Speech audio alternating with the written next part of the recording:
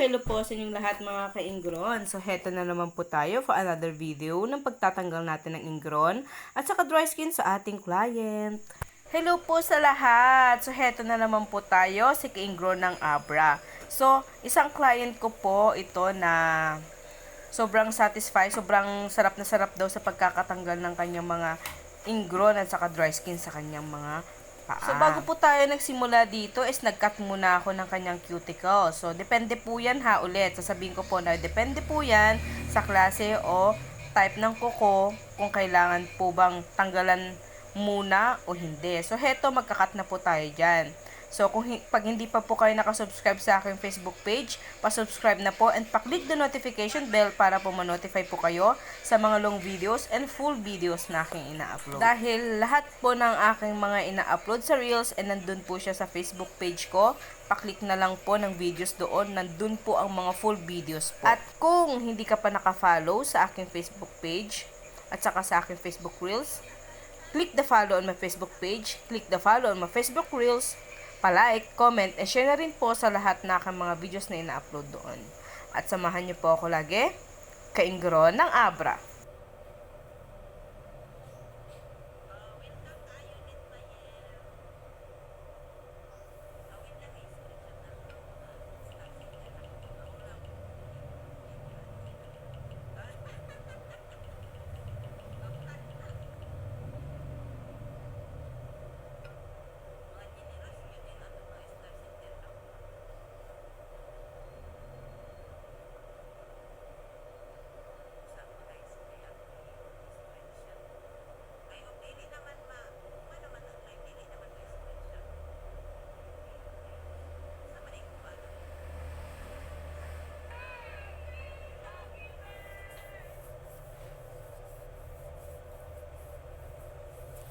Kaya po magkaupo.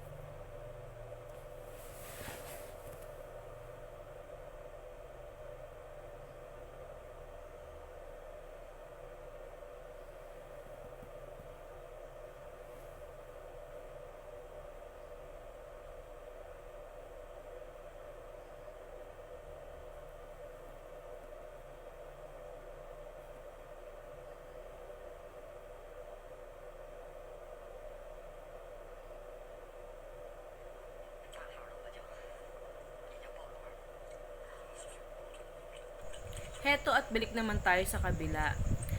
Sa part po na to, wala siyang ingron. Yun lang po kuko na natanggal natin kanina. Yun lang po. Pero matigas po yung kanyang dry skin po dito. So, medyo pahirapan po ito sa pagtutulak. Kaya, hinay-hinay lang po sa pagtulak natin dyan. Para naman po hindi masakit. Kasi ang dry skin is sobrang sakit po talaga. Lalo na kung yung dry skin niya ay nakadikit ng sobra. So, katulad ng sitwasyon ng kuko ng client ko kasi talagang dikit na dikit nasa ilalim po ng kuko, kaya alalay lang po tayo sa pagpupush.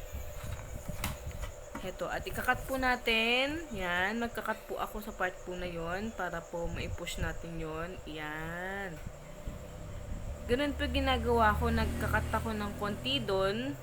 Kung alam ko na medyo kumbaga kung alam ko po na yung pagpupush ay magkukos ng sugat, ang ginagawa ko, nagkakat ako ng konti doon kung kaya.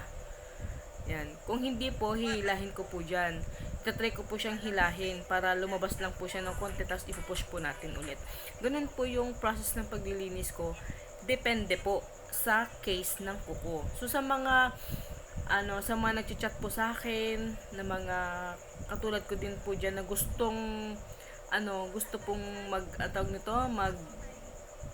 maglinis o gawin tong ginagawa ko, ganun lang po yung process ng pagtatanggal ko. Yan. Katulad ng kuko po ni ma'am natin ngayon is nasa ilalim siya, kaya ganito po yung process ng pagtatanggal. Pero pag sa iba naman po, hindi po ganito. Magkakaiba.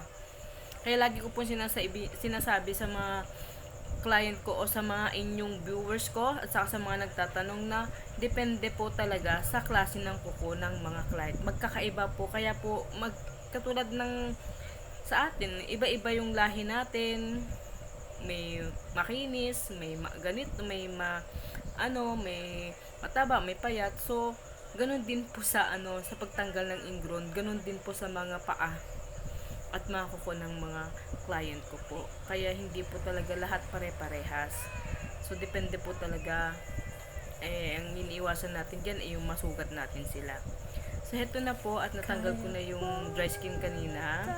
So, heto na po yung naputol na part ng dry skin natin kanina. So, okay na po yan sa part po na yan. At nga po pala, kung hindi pa po ako nakasubscribe sa aking Facebook page, sa aking Facebook Reels, pa-follow na po and pa-subscribe and click the notification bell para po ma-notify po kayo sa mga long videos and full videos na aking na-upload. Pa-follow na rin po ako sa aking Reels, pa-like, comment, and share sa lahat ng mga videos na ina-upload doon. At samahan niyo po ako lagi, ka-ingro ng Abra.